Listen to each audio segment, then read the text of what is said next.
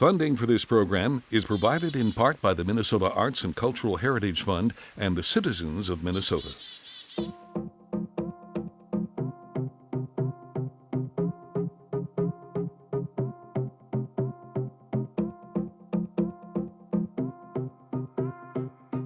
Coming to you from Rochester, Minnesota, our town. If it's finished. In a time when history is being made every single day, it's important to remember where we've come from. With us today is Executive Director of the History Center of Olmsted County, Wayne Gannaway, to talk about how they've been handling the pandemic. Welcome, Wayne. Thank you. Glad to be here. Okay, so one thing I want to point out really quickly is the lovely logo behind you. It looks like you've had some enhancements in the background since we last connected. That's right. Yep. We've got the new logo, and we also have a new website where we've splashed the logo all over it. And it's a lot easier to use this website, so we hope people will visit it. Very cool. We'll have to share that at the end of this segment. What has been the biggest changes to your operation given the pandemic? Obviously, the website is probably definitely an asset. What are some other changes that have been made for the History Center? Well, like a lot of people, we have moved a lot of things into the virtual space, and we've Zoom is like my middle name now, and like everybody's middle name. And so a lot of our programs, we've actually got a really robust and great set of programs that are done all through Zoom. And we found that the demand for them is really great. So that's the main thing. And we even did a live video cocktail party last October. So everything's moved to the virtual space, but we're a face-to-face organization, and so we can't wait to get back to face-to-face. Yeah, I bet. Next time you have one of those cocktail parties, definitely let me know. Oh, yeah. We need those social connections, and the History Center is a great hub for that. What is coming up for the History Center, and what is open to be seen in person, and what are you offering virtually? You can give us a high-level overview of that. Sure. Well, in person, and we are open right now, and there's plenty of elbow room, no problem there. We are getting ready an exhibit that shows the origins of Olmsted County. And we've got a local artist who painted a mural all over our exhibit wall to show a landscape from the 1850s. So it tells about all the crazy stories from those first settlers coming in. Once the Native Americans were pushed out by the treaties, the settlers came pouring in. But we tell the story of how the people who owned the land, or the white folks who were trying to attract settlers here, were putting out all these crazy advertisements and flyers trying to get settlers to come here. And it's a little bit like a carnival, if you will, in trying to attract the settlers. So we tell that story. The other thing is we're extending our women's suffrage, the Onward March of Suffrage exhibit. It's too important of a topic to have been buried by the pandemic.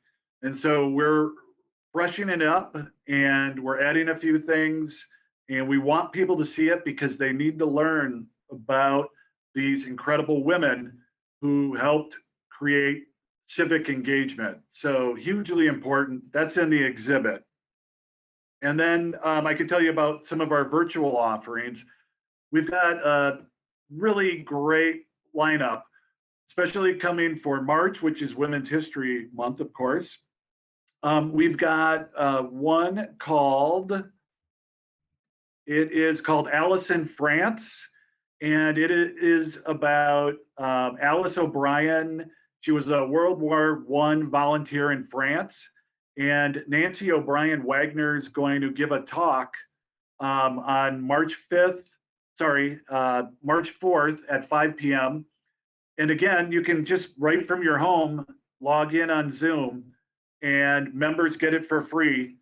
Otherwise, it's $5, so a great deal. And then after that, we have World War II Heroes, Women from Minnesota. And this is by our very own Jenny, who is a local Virginia Wright, who is Yes. a local author, has written several good books about women in Rochester, and that is on March 25th. And then really, even though it's in April, we have another great virtual talk. This one's by Joan Grow, and it ties into our women's suffrage exhibit. Everybody knows who Joan Grow is. She's the former Secretary of the State for Minnesota. And her book, Turnout, she's going to be talking to us along with Lori Sturdivant, the co-author, about Turnout. And you can actually order a book through us and kind of read along. It's going to be a terrific program. That one is going to be on April 22nd. So those are some really, really exciting programs that relate to women's history. There's another one going on I wanted to tell you about. You may have heard about We Are Water. Have you heard about that? I have not, no. Okay, it's an initiative that the city is spearheading about making people aware of the fact that our environment is based on water. And so we are doing a program, an exhibit on that to complement the programming that's going to be happening by other organizations throughout the city. So lots coming up here. Really cool, Wayne. Well, we appreciate you being on the show and for sharing all those fun details, the virtual and the in-person. And we can share how folks can connect with the History Center and find out more details on that. Thank you so much.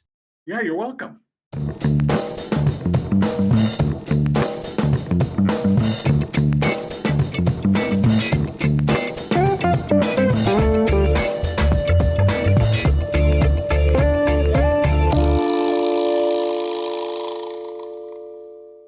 Be sure to stick around. We have much more coming your way in our town. We check in with one of the creators of Shrpa, and we visit with Chao Mwatela to discuss her new role in the city. But up first, we visit with a Sundanese doctor who came to America with big dreams in this week's Our Culture segment.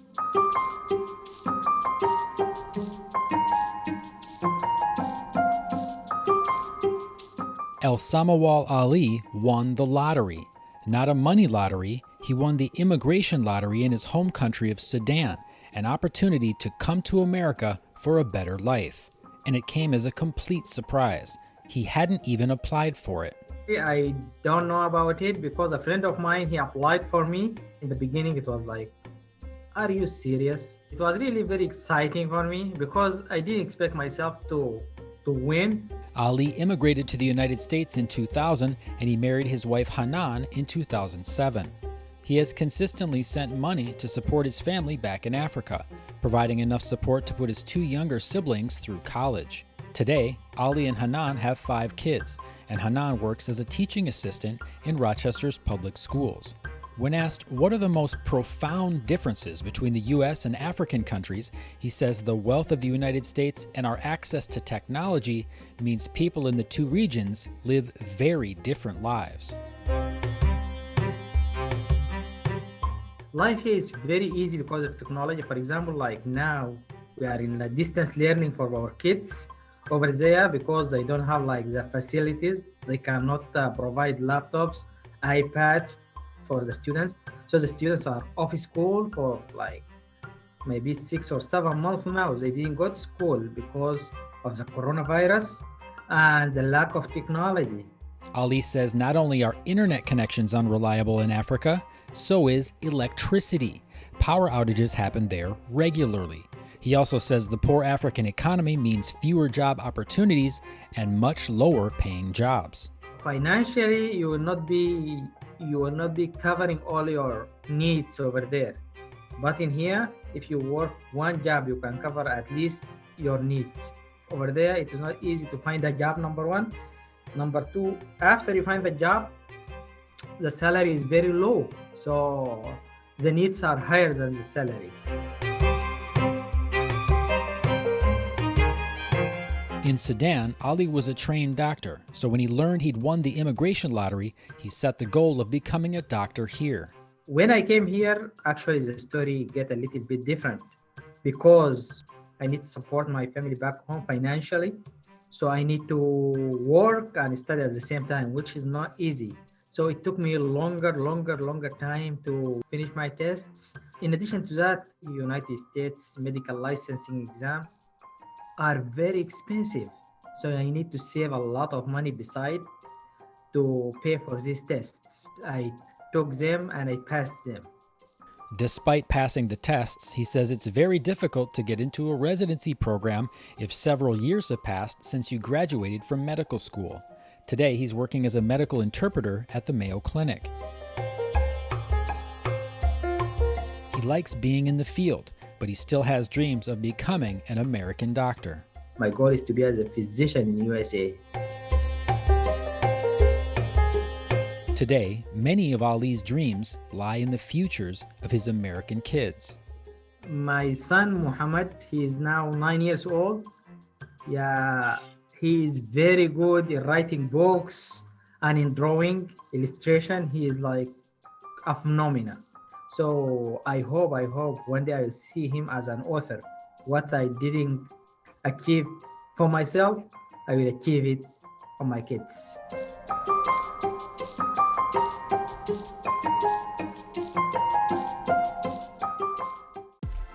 For more information about this story and other Our Town features, connect with us on Facebook, Twitter at KSMQ #OurTown, or ksmq.org/OurTown.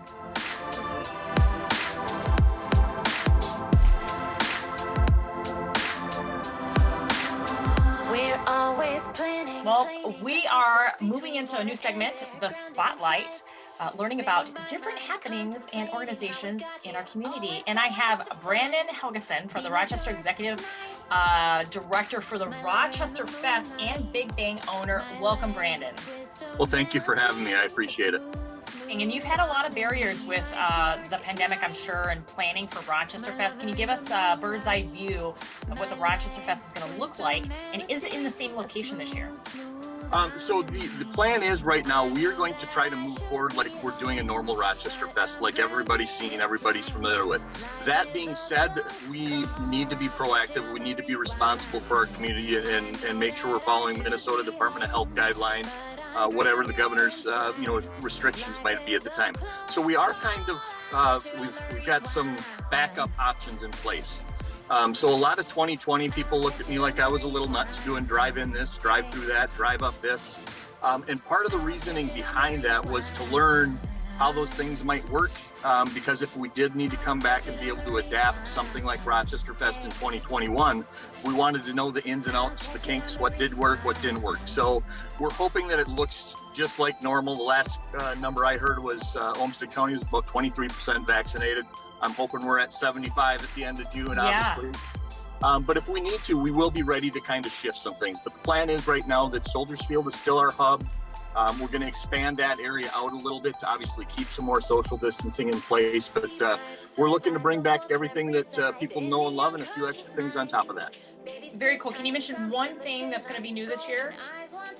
Well, the one new thing that we were working on for 2020 was a family fun field, or a little bit of an extra activation area. There was a empty field just off to the side of the track that hadn't been being used. So we're going to try to activate that with a safe space for kids to be able to do some different activities and use that as an activation area for area nonprofits so that they can come out, they can have a night where they can talk about what it is they're doing, what they're passionate about, potentially help them do some fundraising while there. So we'll kind of feature different nonprofits throughout the week. Very cool. Well, we're going to share how folks can locate information about Rochesterfest. We appreciate you being on the show. Thanks for tuning in to Our Town Spotlight. This is Danielle Teal, your moderator with KSMQ Public Television. Huge thanks to 125 Live for hosting. You can catch up with us at Facebook or Twitter at KSMQ #OurTown.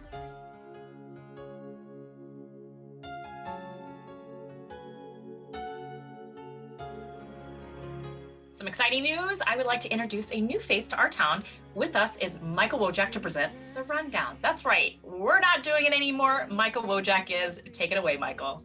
My name is Michael Wojak. I'm a proud resident of my adopted hometown, Rochester, Minnesota, and this is your Our Town rundown. The Rochester City Council recently met to discuss the quality of our sidewalks in downtown and found them to be somewhat lacking. We see far too many falls in part due to the poor condition of the sidewalk. A number of local projects are making improvements, things like the Peace Plaza, Discovery Walk, and the forthcoming Rapid Transit project, but there are still gaps in places like South Broadway. They are working to identify funds and get projects together to quickly make downtown safer and more accessible, so hopefully we can all be outside enjoying it together this summer. The League of Women Voters recently met on the topic of redistricting. There is a fantastic presentation that you can view by going to their Facebook page. And if this is a topic that interests you, consider joining the League of Women Voters and get involved and make sure that we all have fair maps that are drawn as we enter this period of redistricting. The Rochester Arts Center is celebrating 75 years. You can learn more at rochesterartscenter.org, and you can visit their amazing galleries in person or online. Black History Through a White Lens is going to be put on by Rochester for Justice this Saturday at 10 a.m. Feel free to check that out. You can learn more at their Facebook page. Again, that's Rochester for Justice. Quarry Hill Nature Center and the Bee Shed are putting on the ABCs of Bees. To learn more about this educational series, check out thebeeshed.com. Finally, St. Patty's Day is coming up, and Riverside Concerts has something for us live from Med City Ravensfire. So go ahead and check out some local music. I always like to point out the great things that are going on in our community, great food and beverage, and this week I am enjoying something called Maine Boss. It's an Imperial Stout from both Fair State and Pulpit Rock.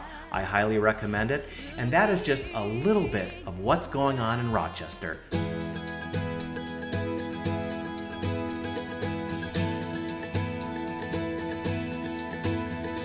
I am Amarachi Orakwue with our Town Walkabout. Today, I'll be speaking with Mr. Chris Lukenbill, who is the co-founder of Shrpa. So Shrpa is a site that helps people to be able to share and discover all of the different ways that they can explore a new community. So we started here in Rochester, Minnesota about 2 years ago.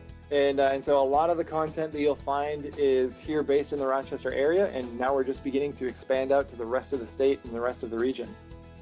What has been the most popular Rochester activity? A lot of our content really works well with getting outside and exploring somewhere outside, and then maybe finding a good restaurant to go with it. And so that's the nice part of it, is all of these adventures are multi-stop. And so people are discovering fun places that they can go to and be able to partner that up with another business and be able to get to multiple locations in the same community. Especially in this pandemic that, we want to travel, but we're stuck at home. The challenge of being able to find somewhere to go, to be able to get out of your house and do something, right? But then also making sure that you feel informed about what's safe to do. And a lot of the times it's just having the information. And so that's what we're able to provide through these itineraries, is it's giving you the information of how long it's going to take, what you can expect when you get there, what you should bring with. All of that information makes it easier for people to be able to get out and explore at a time like this when maybe we're a little bit more unsure about that. What inspired you and your co-founder to create it? It's the local discovery side of things. And so in Rochester, we have a lot of different things that you don't necessarily find out about unless you have the right group of people that have gone out and found it as well. Thank you, Mr. Chris Lukenbill. And this has been Amarachi Orakwue with our Town Walkabout. We've been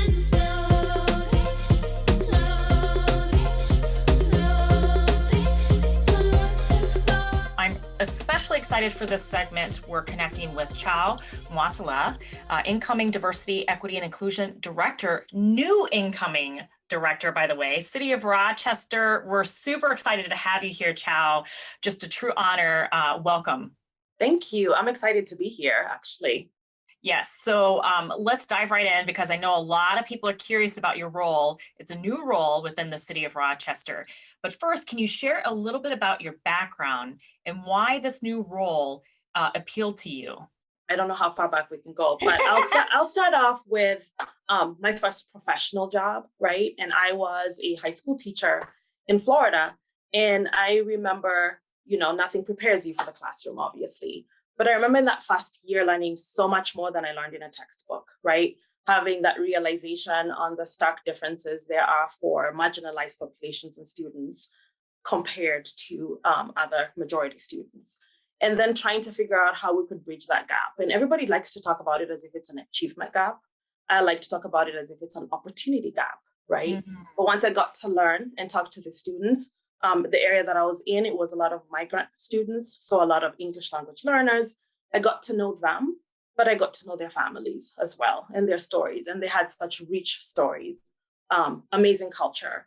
But as I got to know them, I realized that a lot of what they were navigating were things that were difficult. And we realized our educational system, obviously, is designed to help specific students succeed. So as I started navigating all of these, I realized, yes, we could do what we can as educators in the classroom, but there are other things outside of the classroom that have a huge impact on students. So fast forward many years, and I'm in Rochester, Minnesota, working at a community college as a multicultural advisor, job of my dreams, right? I got to do the same thing where I was diving in deep and trying to understand what kind of barriers in terms of access, opportunity that a lot of these students were navigating and their families. And so when I saw this job come up, the City of Rochester talking about, we want an equity and inclusion director, I thought to myself, this is a wonderful opportunity to be able to address all of those external factors that we couldn't do or address as an institution or as education single-handedly. Because I think a lot of these things are intersectional, right? Some of them are in policy, right? Some of them are social and in the environment that we live in. And I think this is a good opportunity to delve into those areas and see how we can eradicate some of those barriers for students and for families and people in the community that have typically or historically been marginalized. Well, that is a perfect segue for my next question for you. Why do you think this position is so necessary for Rochester, and especially in city government capacity? Well, I think it's necessary in every city, right? And in every city government. And I think because people tend to look at equity as this external thing that happens on the side.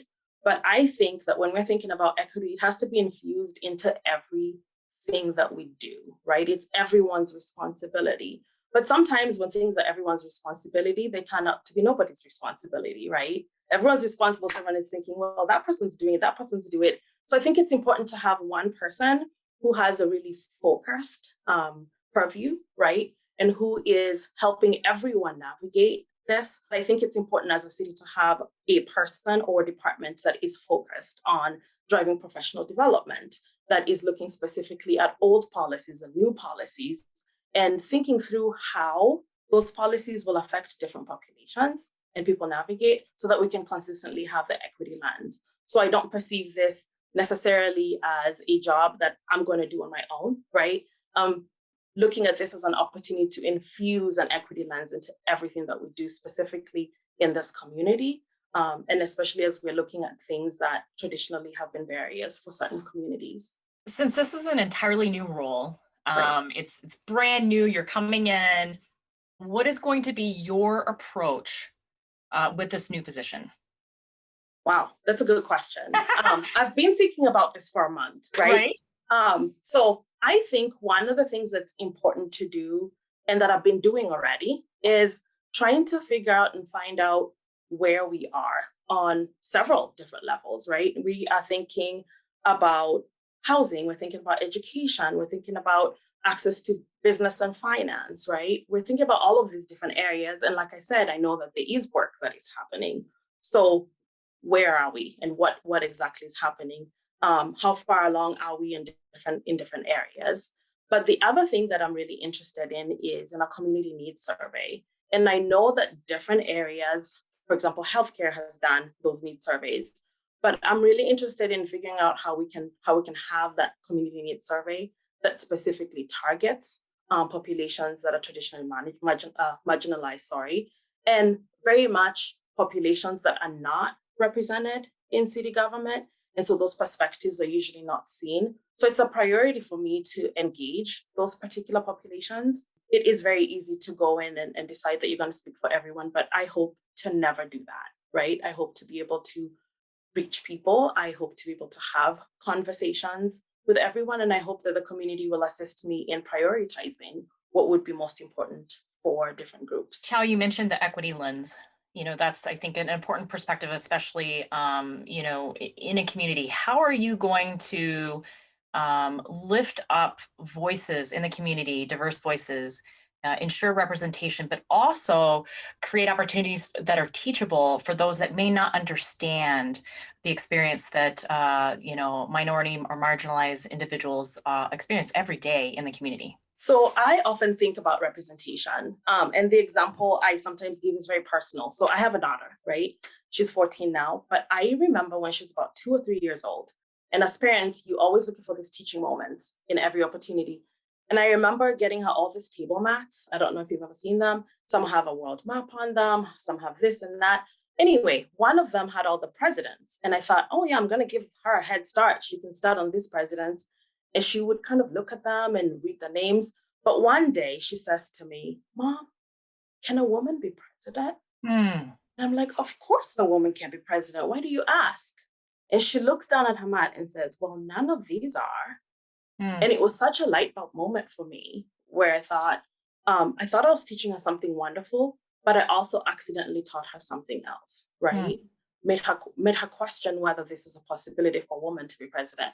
So to segue to your question, when you say, how do I hope to do this?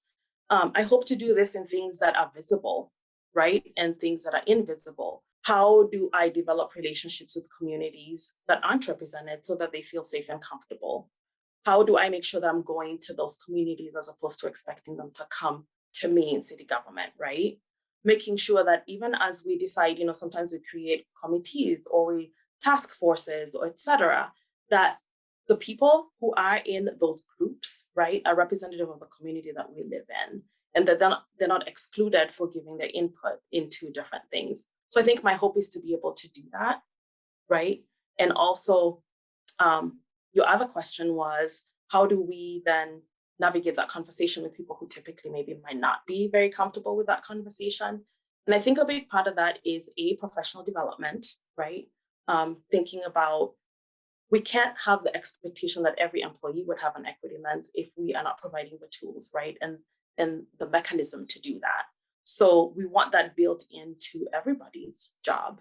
Like I said earlier, it's not one person's responsibility, it's everybody's responsibility. So making sure that is infused into everybody's job, I think, is important. Does that answer your question, Danielle? It does, Chao. And in fact, that is the perfect, I think, ending to this segment, in that, being able to be heard, but also learn in the same process is certainly something that Rochester, I believe, is up for the task, and appreciate your role in the community and what you do. Thank you for your service. I am excited. Thank you for having me. Yes. And for our listeners and viewers, thank you so much. For more wonderful content produced right here in Rochester, please be sure to check us out on Facebook and Twitter at #OurTown. Be well and, of course, safe. We'll see you next time on Our Town, the show about Rochester.